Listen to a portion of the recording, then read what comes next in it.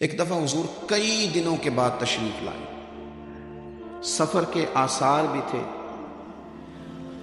اور پھر حضور کا لباس مبارک بھی بہت دنوں سے حضور نے نیا جوڑا نہیں خریدا تھا، پہننا نہیں تھا، شرف نہیں بخشا تھا، تو کپڑے مبارک بھی نبی پاک صلی اللہ علیہ وسلم کے بظاہر بہت پرانے لگ رہے تھے۔ تو حضرت فاطمہ کے ہاں حضور تشریف لے گئے، تو سیدہ پاک نے نا حضور کے کپڑوں کو جھاڑا اور جھاڑ کر کے عرض کی، یا رسول اللہ آپ بڑی مشقت فرماتے ہیں، حضور آپ بڑی مشقت کرتے ہیں دین کے لیے۔ یا رسول اللہ صلی اللہ علیہ وسلم دیکھیں کب سے آپ نے کپڑے نہیں خریدے، حضور یہ مشقت کب تک، کس حد تک؟ یہ گویا سوال ہے حضرت فاطمہ کا۔ یا رسول اللہ صلی اللہ علیہ وسلم اتنی مشقت؟ تو حضور نے فرمایا، فاطمہ تیرے باپ کی ڈیوٹی ہے، تیرے باپ کی ڈیوٹی ہے کہ ہر دیہات میں، ہر شہر میں دین پہنچانا ہے۔ پھر نبی پاک صلی اللہ علیہ وسلم نے ایک جملہ کہا جو میں نے پہلی دفعہ پڑھا تو بتاتا ہے کہ مشن کتنا بڑا ہے۔ نبی پاک صلی اللہ علیہ وسلم نے فرمایا، فاطمہ جہاں تک رات پہنچتی ہے نا وہاں تک ہم نے اللہ کا دین بھی پہنچانا ہے۔ جہاں تک رات آتی ہے نا، جہاں جہاں رات پہنچتی ہے وہاں تک رسول کریم کا دین بھی پہنچے گا۔ حضور صلی اللہ تعالی علیہ وسلم نے یہ انداز حضرت فاطمہ کو سکھایا کہ جہاں جہاں رات پہنچتی وہاں وہاں دین بھی پہنچے گا، وہاں وہاں یہ دین پہنچ کر کے رہے گا۔ اب آپ اندازہ فرمائیے اتنا بڑا مشن تھا، اور اس میں سیدہ فاطمہ الزہرا رضی اللہ تعالیٰ عنہ ساتھ حضور کے وقت گزارتی ہیں، ساتھ رہتی ہیں۔ بہت زیادہ آسودگی والی زندگی نہیں، لیکن اس کے باوجود بہت زیادہ پردے کا اہتمام۔ با پردہ عورت کون ہوتی ہے؟ جو برقع پہنے اور سارا گھوم کے واپس آ جائے۔ برقع اس نے پہنا، نقاب اس نے کر لیا، اب جہاں دل کرے جائے، نہیں، یہ بھی با پردہ ہے، اس پر بھی کوئی الزام نہیں۔ لیکن جو اصل با پردہ عورت ہے وہ کون ہے؟ جو گھر سے صرف ضرورت کے لیے نکلے، صرف مجبوری کے لیے گھر سے باہر جائے، ورنہ اپنے گھر سے، وہ عورت با پردہ ہے۔ ایک دن نبی پاک صلی اللہ تعالی علیہ وسلم نے صحابہ سے پوچھا نا، بتاؤ مجھے دنیا میں سب سے بہترین عورت کون ہوتی ہے؟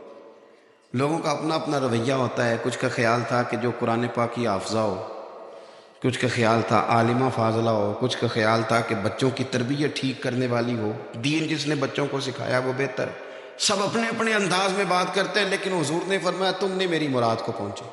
حضرت مولا علی شیر خدا فرماتے ہیں، میں پیچھے بیٹھا تھا، ذرا میں نے گردن جھکائی اور چھپ کے نہ، ویسے بھی قد مبارک بظاہر تھوڑا چھوٹا تھا حضرت علی کا، کہتے ہیں میں نکل گیا، حضرت فاطمہ کا حجرہ ساتھ ہی تھا، جا کے میں نے کہا فاطمہ حضور نے سوال پوچھا ہے، اب میں کس طرح یہ بات کروں کہ مولا علی شیر خدا کا علم؟ حضور نے فرمایا کہ میں علم کا شہر ہوں تو علی دروازے ہیں، تو اگر حضرت علی بھی کسی سے مسئلہ پوچھنے جائیں تو پھر بتاؤ نا کہ سیدہ فاطمہ کا علم کتنا شاندار ہے، ان کے علم کا کیا مرتبہ اور مقام ہے کہ حضرت فاطمہ سے پوچھا جا کے، کہا فاطمہ آج نہ حضور نے سوال پوچھا ہے تو سب صحابہ محو حیرت ہے۔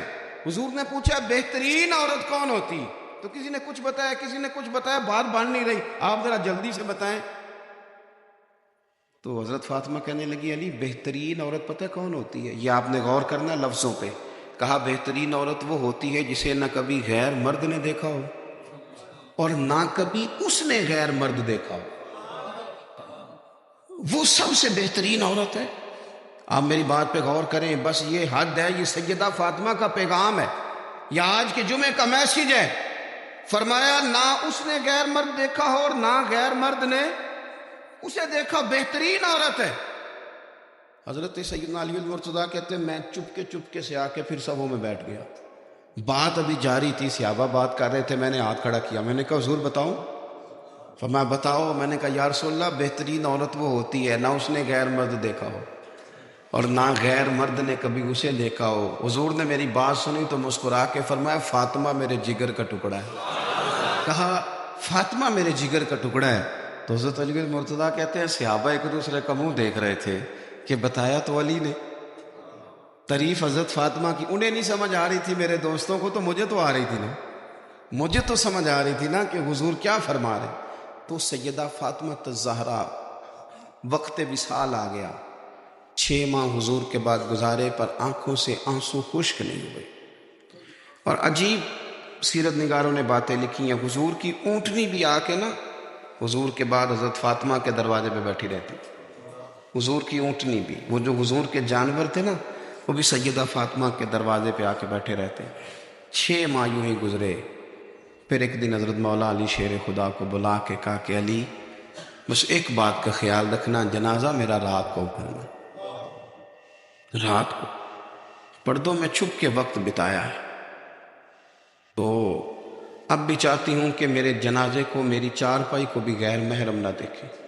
اور پھر فرمایا کہ حضرت اسماء کو بلا کے کہا کہ میرا جنازہ رات کو اٹھایا جائے اور پردے کا خاص اہتمام کیا جائے۔ تو انہوں نے کہا میں نے حبشہ میں ایک طریقہ دیکھا ہے کہ عورتوں کو جنازے کو اوپر سے کئی چادروں کے ساتھ ڈھانپ دیا جاتا ہے، فرمایا بس وہی میرے ساتھ بھی کرنا، رات کو ہی جنازہ اٹھا۔